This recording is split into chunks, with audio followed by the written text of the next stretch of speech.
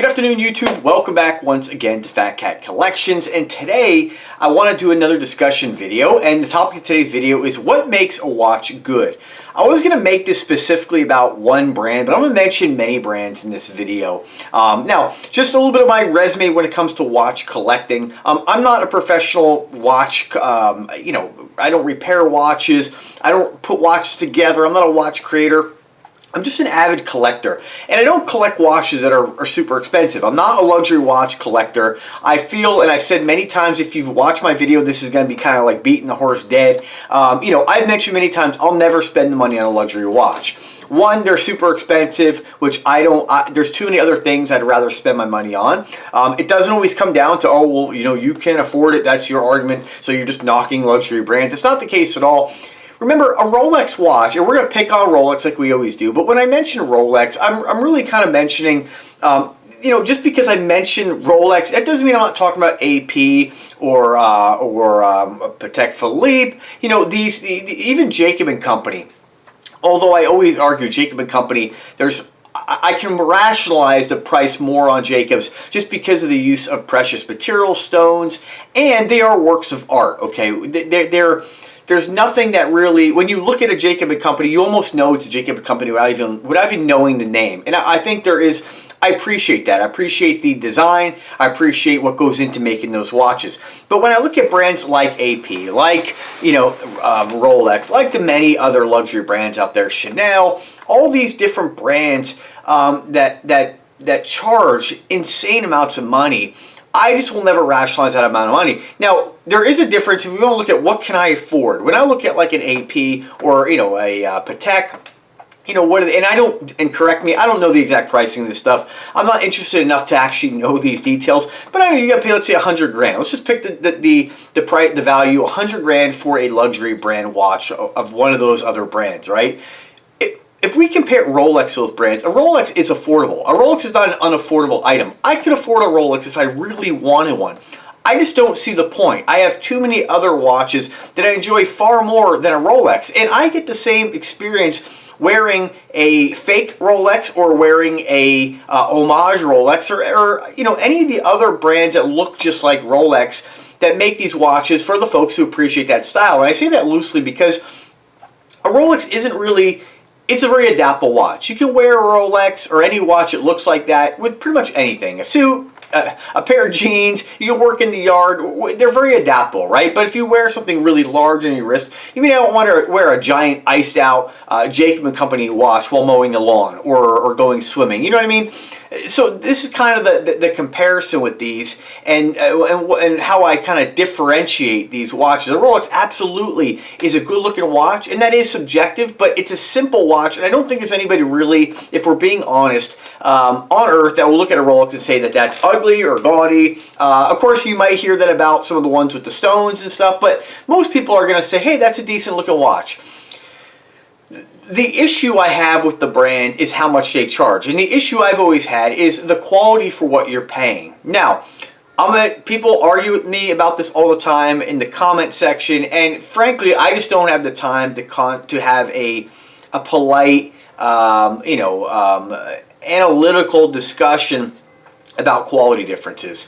Nobody's ever going to change my outlook. I'm never going to buy a Rolex. It's not because I can't afford one. It's because I just don't see the value in what they offer. And that's okay. And it's okay if you do. The problem I've always had with luxury brands and the watch community is that they make mountains out of molehills. And that's the best way of describing people who are into watches. They over-embellish things in their own mind. When we look at the quality differences, when it comes to watches, there are checkboxes that I like to use in a lot of my videos, and I mention because people who, when I say collector, it doesn't matter if you have 300 watches or you may have 5 watches. Everybody's budget's different. Everybody has different size collections. I consider somebody with 5 watches a collector. Although I say they're a smaller collector, they're not really obsessed, and haven't really hit I think part of being like a collector with 100 watches is you kind of are obsessive, right? And so you're constantly looking for something to add to your collection. Now, people collect all kinds of things: bottle caps, soda bottles, whiskey bottles. I always find it very interesting to hear what people collect, and watches are really no different. Now, there are the check boxes when it comes to watches, and some folks may collect anything. I'm more of one of those guys that if I just see something I like, I can kind of like put the check boxes away or put them aside. And what I say by check boxes is they're quality check boxes. So when I'm looking at a watch, my number one check box, and this isn't really about quality, but this is number one for me, is do I like the way the watch looks? Can I picture myself wearing it? Am I going to be happy and get some enjoyment wearing it? Sometimes liking the way something looks doesn't necessarily mean that I love the entire design. It might just mean, hey, I really like the face of that watch, or I'm looking for this color to accessorize an outfit or something like that. Now, and I don't want to, I don't want to make this out to be like, well, I'm a different kind of person. I'm always wondering what to wear. There was a time when you're younger and, I would take an hour to get ready before going to the club or something, trying to find the perfect outfit, or those aren't these days. Now it's pretty much like in and out, and when you have a lot of clothes, it's very easy to find something you like. And for me personally, it's just kind of, there's always a go-to, a pair of blue jeans and a t-shirt, right? And that's not really style. It's just like, it's nothing special. So it's something everybody can do, right? But sometimes, if I'm going to wear a pink shirt, I may say, I'm going to rock a pink watch this. Or if I'm wearing an orange shirt, I may wear an orange. It just depends. It's nice to have the variety. But not everybody's like that, and that's totally okay. But number one, again, the check boxes. Do I like it? Is this something that intrigues me? Is this something I want to have in my collection? Can I picture myself wearing it? That's first and foremost. The next thing is, what is it made out of? Is it 3/16 stainless steel? In my opinion, you don't need 904. You don't need any other space age type of material. 904 stainless steel is really only better on paper. I believe it has more of a nickel content. It was mainly designed or created for the chemical industry, right? Where they're running very caustic, very acidic types of materials through piping and through materials and containment tanks and stuff like that. Again, I don't know everything about it, but I'm just telling you that it's more corrosive resistant. That only matters in those environments. It makes no difference on your wrist. There is a limit to what you actually need. And I joke, if you're going to be a mermaid or become a fish and live in the bottom of the ocean or turn into Aquaman, right, it's not really going to make any difference. You can still swim at 3/16. It's not going to, it's not going to wear out on you. It's a very, very reliable, very robust material. That's why it's used in so much. It's all you really need. So that's why most watch companies use 3/16 stainless steel. So if a watch is 3/16 stainless steel, then that's it for me. That's like we'll say number one when it comes to quality. After that, we have, what kind of movement does the watch have? Is it quartz? Is it automatic? If it is automatic, what kind of automatic? If it is a quartz, I think people are a little less picky when it comes to quartz, because they're like, it's a quartz movement, I don't really care. But there are quartz, and there are some great Seiko quartz. There are some, like Citizen watches use a lot of solar. I'm not saying Seiko doesn't, but a lot of technology in quartz watches, right? It just depends on what you prefer more. Like I say all the time, my dad doesn't want to have to wear a watch and wind it and set it all the time. He just wants it to work.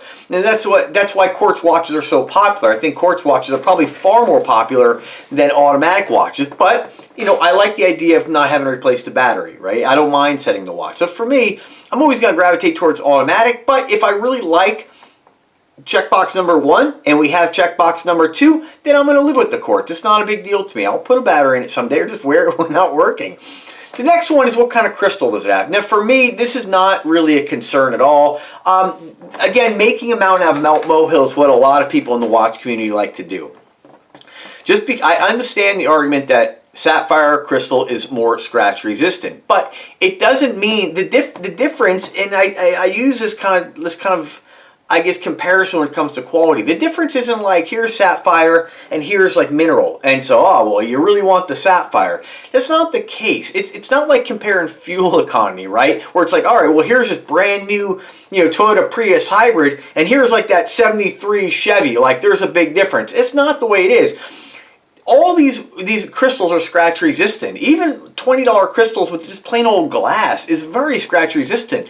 Now you can scratch glass, absolutely. Like, I have some scratches in my desk here, but it's not like this over-the-top difference, especially if you're getting just a mineral lens on a watch. You're probably not going to scratch that. And if you are going to scratch that, you're probably wearing your watch in situations where you probably should have just took it off, and you could have potentially scratched a Sapphire or K1 or Flame Fusion. There is a test, and I'll try to link it in the description if I remember, where they have this special tool designed to test the scratch resistance of materials. And they tested Flame Fusion, K1. I think it was from like Ben's Watch Club, or what's the other really big channel? They did some kind of, I forget the name, but it's a huge channel, way bigger than mine. And a guy who's respecting the watch community. Whereas me, I'm like, you either like me or hate me, right? But they did a test, and Flame Fusion did amazing. That's the Invicta proprietary, Flame Fusion type of crystal. It did extremely well, but all of them did well. And so, if you're trying to purposely scratch something, I guess that's the only reason why you might want to go with a Sapphire. If it has it, great. But remember, anything that's more scratch resistant is more shatter prone. Now again, I'm not saying that to plant the seed of being like, oh, well, you might shatter your watch. Realistically, no matter what crystal you get, you're probably not going to scratch it, and you're probably not going to shatter it. And if you did, you probably would have shattered any one of those crystals and probably would have scratched any one of those as well. So it's not really, again, they're making a mountain out of a molehill. Another thing they make a mountain out of a molehill is the movement. When we compare movements, if you go to Seagull or an ETA or a Sellita, a Valjoux, a little different because the Valjoux is a chronograph automatic, more complicated. If we start going into tourbillons and all these different type of movements by all these different brands, are there differences on paper that make one better than another? Yeah, one may be more accurate than another, but that accuracy is not, again, like, oh, my watch is an hour off today, I should have went with the Seiko. That's not the way it works. It's very minute, very minuscule differences. Unless you have a problem with that movement and it's not working properly the way it should, you're not going to notice any difference in the time accuracy capabilities of a movement. So it's really, to me, not really important. And if you do collect, like most of the guys watching this channel do, most guys have more than one watch, if you are going to go with automatic, you're going to wear it for a couple days, then it's going to run out, the mainspring's going to wind down, you're going to have to rewind it and reset it anyway. So to me, I never really understand the importance and the accuracy argument. It just doesn't make any sense.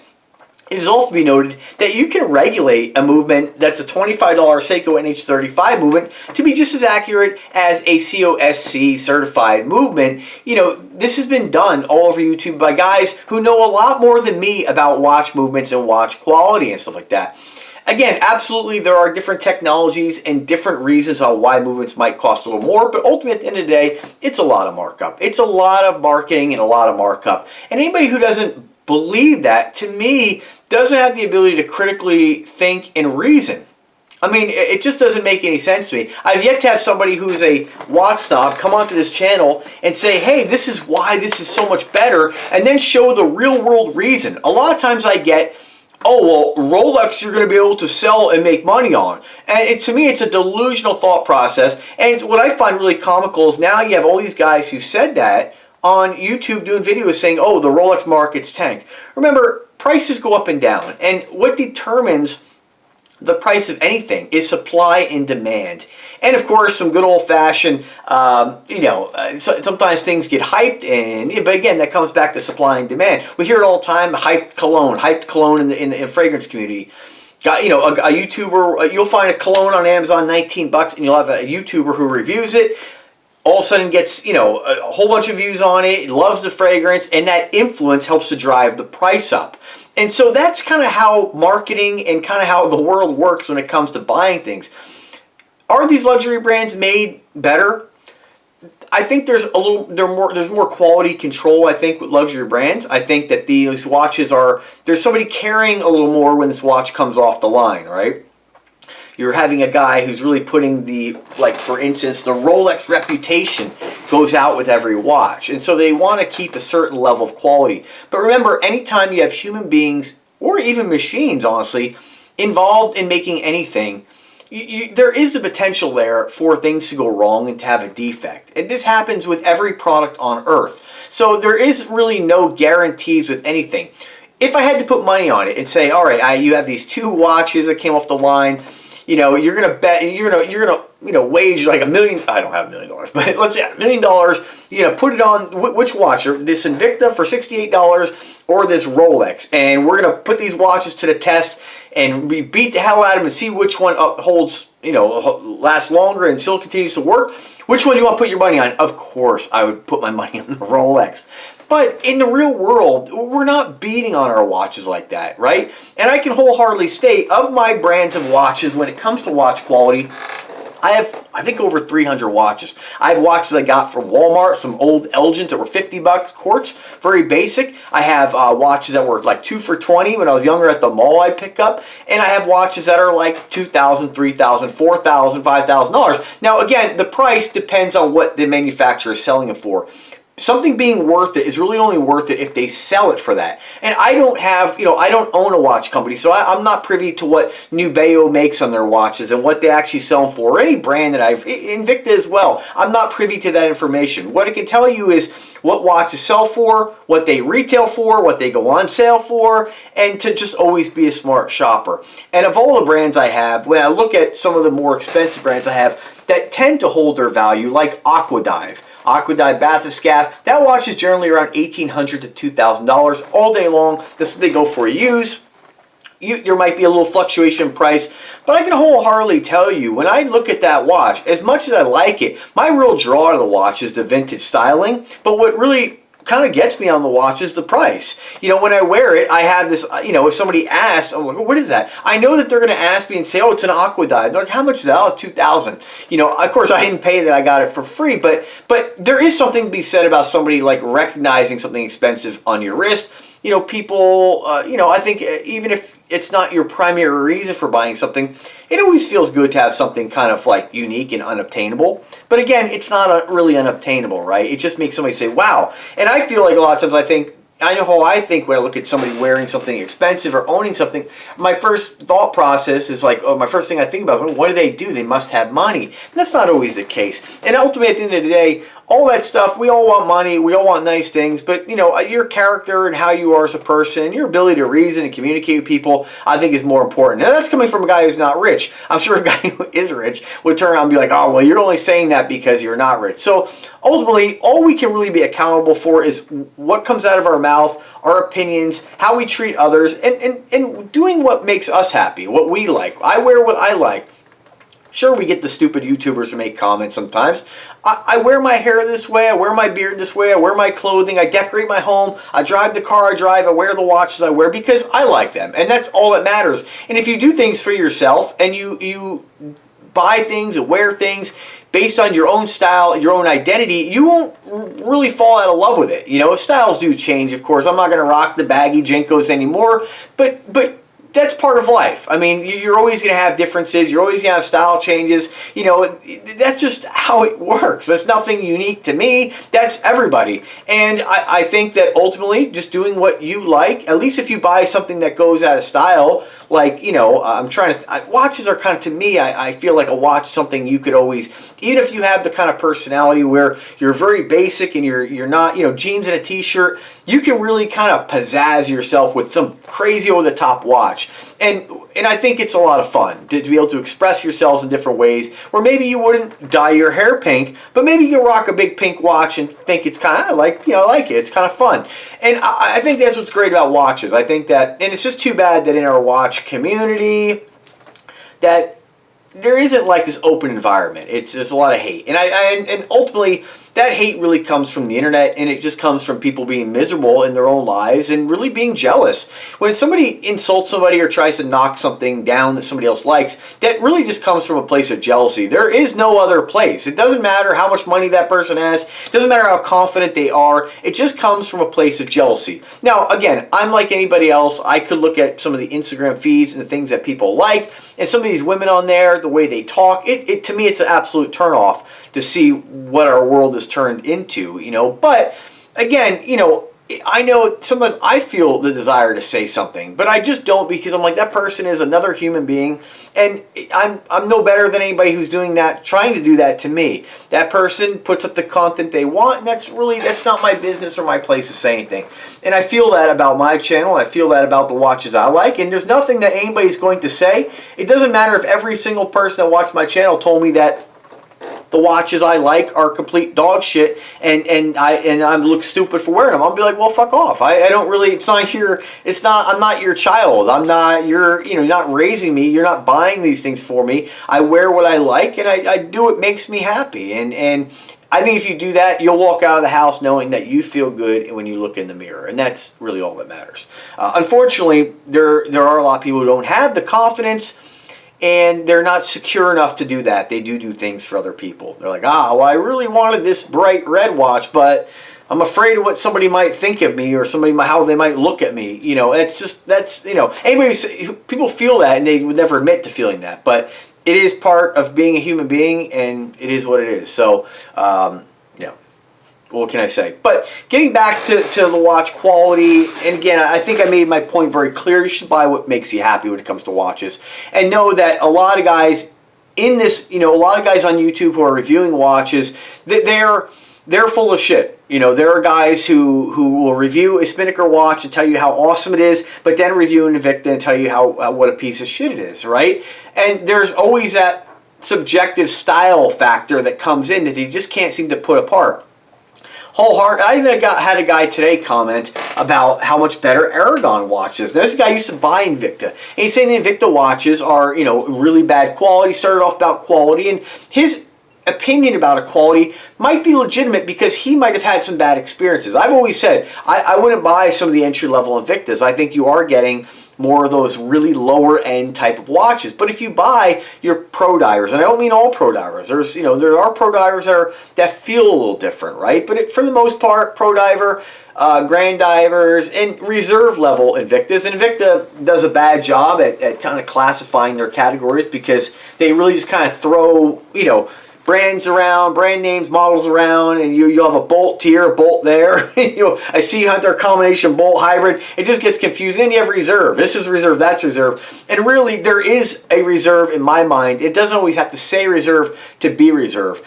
And when you look at Aragon, you know, same thing. They had some of their entry-level stuff, like the Angel watch, which was not on par with what I would consider good quality, like a Spinnaker, like, you know, Invicta Pro Diver, Invicta Venom Reserve. You know, there are differences there, right? Definitely not Rolex, right? And so, you know, you just have to give each watch a fair shake and actually pick it up in your hand and hold it. If I was the kind of, and this guy was saying that he was kind of labeling all Invictas are dog shit, or not dog shit, but he was labeling that all Invictas, that the Aragon's much better quality, and he only wears Aragon now. Well, it's like, that's not true at all, you know, and that's, again, overgeneralizing a brand based on your own experience. And I know there is some legitimacy to that because we draw off our own experiences, but I don't think you can arbitrarily just state that Invicta watches are not as good as Aragon. That's not really true. I own, like I said, 300 watches. I probably own 50 to 60 Invictas, probably maybe 10, 15 Aragons. And I can tell you, Aragon has their entry-level, cheaper stuff, and so does Invicta. And you just have to look at each watch as they come, right? And then the styling comes in. Oh, well, I don't wear my Invictas. What I really don't like, this is where the truth comes in. What I really don't like about Invicta is their styles are so gaudy, you can't read them, and you can't wear them in public. It's like, well, dude, why did you buy them in the first place? Like, something drew you into these watches that now, and what has happened is his taste has changed. And that's okay, but don't start knocking the quality of the brand now. Don't start saying, now, insulting people who are wearing them, insulting the brand. Because remember, when you insult the product, some of these passive-aggressive people in the world, they're like, oh, well, I'm not insulting you. I just don't like the watch. You can basically do that in a nice way and say, hey, you know, that's not my style, right? Because then you're not insulting the person. Like, hey, it's not for me. It doesn't matter if you don't like it or not. Just be like, I don't like that's not my style. You don't have to go as far as saying, oh, well, they're gaudy, you can't wear that in public. Because I will argue that if you want to state that all Invicta watches are gaudy and you can't wear in public, but Aragon watches aren't like that, how the fuck do you explain things like the new tourbillon with the iced out bezel Aragon's making, or the Hydromatic, I think it's called, with the giant bracelet, I mean, really over the top, or some of the ones like the Millipede. Like, I love the Millipede, but that's a bold, gaudy, over-the-top, very aggressive design. So how can you make the excuse that one is gaudy and one isn't? And to me, that's just the bullshit that people do in this world without using their brain and critically thinking about the things they say before they say them. So, just ridiculous. So, again, Same thing with like Bulova. You know, I have Bulova Precisions. That's not, the Bulova Octava is not on par with the Bulova Precisions. They're both nice watches, but there is a difference there. And it's not just a styling, right? Doesn't mean the Octava is crummy. It just means there is a difference there. So, but it didn't stop me from buying it because I liked the way it looked and I enjoy wearing it. And that's really all that matters. Now, coming back to the quality, what else do you have when it comes to quality besides... We're going to put number one for me, do I like it, aside for a second. We have materials. What is it made out of? We have movement. We have crystal. What else do we really have at this point? Whether it's on bracelet or strap. Yeah, you know, if a strap is going to fail, I tend to stay away from silicone or rubber straps. I do have some watches. Nubeo sends me a ton of watches like that. I haven't had any issues. If I do, I'll share it. But I don't know the longevity. I've had 2 instances with a Sterling watch on a silicone strap that disintegrated, and one other watch, I forget which one. That's happened. Time will tell. I'll always come back and share that with you guys. But knowing that that's a factor, I think, with materials drying out, stainless steel is never going to dry out. So if you go with bracelet, you're never going to have that problem. Now, getting back to like materials, just because something is metal doesn't mean it's stainless steel. There are lower end Invictas, I believe, that are made of like some sort of metal that are plated. And I think if you're going to get something like that, there is a difference in the quality. They just don't feel the same. They feel kind of tinny. So again, take each watch as it comes and just know when we start comparing this quality level, if you have a watch, right, that has 316, let's just say you like sapphire. You're going to get a sapphire crystal. Probably not going to get that with Invicta, but let's just say you have a watch you found, it's sapphire, it's 316 stainless steel, it's on bracelet, you know, and then we start to nitpick. A milled clasp versus machine clasp. That's personal preference. But let's say it has the clasp you want, has all these things that you really want. It's, you know, let's just say $1,000. Okay, well, let's go look at the luxury brand now. Compare that. Well, this luxury brand's got its own automatic movement, its own brand in-house movement, right? It's got its own sapphire crystal. It's got, you know, the 316 stainless steel. So what are you paying for? What is the difference here? Explain to me the difference on why this luxury watch over here is $10,000 as opposed to $1,000. And I think the real difference comes into number one, primary reason is the status of the name, right? This company has built their brand name and increased that price over the years to make this a luxury item. I hear it all the time. Oh, Louis Vuitton bags are amazing. You can't compare those to a leather bag. Bullshit. There are plenty of cheap leather handbags or suitcases that have lasted 30 years. It's not, just because you're getting a luxury brand does not mean you're getting a brand with superior quality. Doesn't mean you're not getting good quality. It just means that there isn't the difference they make you to believe. Again, they make you believe, oh, here's a luxury brand and here's the quality of affordable brands. That's not the case. It's really sometimes like this and really like this. It's not really a huge difference. If you go putting a Rolex under a macro lens, and I've never done that, but guys on YouTube have, I wish they'd put an Invicta under there or some other affordable brand like Spinnaker or Boulder or something. You know, a lot of what you see is really attention to detail. It's really fine finishing. It's kind of like if you looked at a custom car, you know, well, even a custom car, like you can, you know, if you have a really high quality paint job, you can really noticeably see the difference. But that doesn't mean that the one off the factory line, the Toyota or the Honda, is bad. It just means that it's a little more went into that. And I say a little more. In a car, I can really make, you know, I mean, when you look at some of these amazing paint jobs, like it looks like it's wet. That's a real difference in the finishing, the way it's been buffed, the polishing, nobody touching it. You know, that's the real difference. I don't think to the naked eye you're going to get that with a Rolex. I know you're not going to. I've looked at many. And this is kind of the reason why there are so many super fakes out there that you can buy for $400 that some guys who know their brand can't even tell the difference. So I've always said, if it's that easy to replicate, it wasn't that special in the first place. Again, that doesn't mean you shouldn't buy one. That doesn't mean that you shouldn't like what you like. But just understand that anybody buying the $10,000, $20,000 Rolex is not making the $80 watch a piece of dog shit. It's just false. It's not true. And I know this.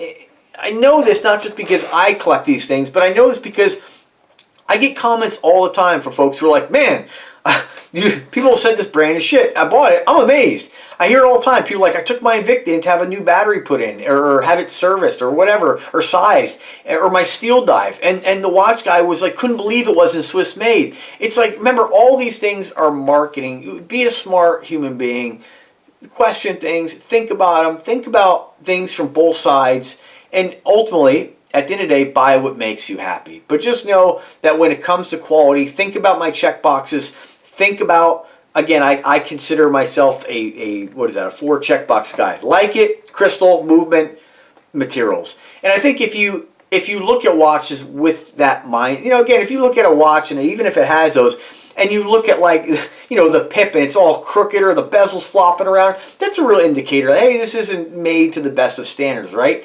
Those are going to be little difference, but I can wholeheartedly tell you, go turning the bezel on a reserve level 100, and this one doesn't turn, but I have these in full size that do have a rotating bezel, or on a Venom. Turn the bezel on something like this and compare it to a $2,000 Aquadive. There's no difference. One may ratchet, sound a little different. One may be a little harder to turn, but there is no difference in the quality. Those are subjective ratings. If you think that a lighter bezel is a higher quality, then you're going to think the other one's a higher quality. If you think a tighter bezel, tighter, harder to turn, is better, then you're going to think that watch is better. If you think that a watch that weighs more is a better quality watch because it's bigger, and you put that out of your mind and say, oh, it's heavier. I get accused of that sometimes. Oh, watches, if it's heavier, it's better. And I don't believe that. I don't know where people think that. I can only think that maybe my earlier videos were a little more aggressive, and I drank beer while doing them. So maybe a little more, and I was younger, and I haven't had the opportunity to experience all these different brands. If anything, the years of collecting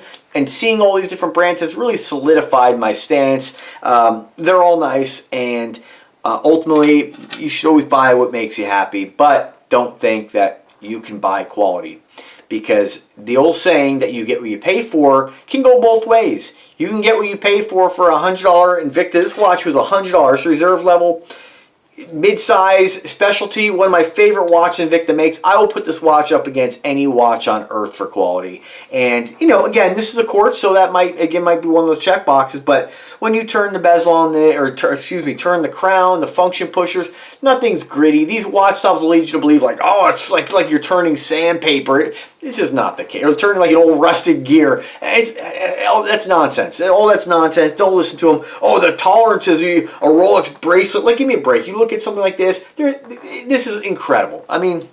So don't be stupid. Buy what makes you happy. And thanks for watching. Have a good day, folks. Take care.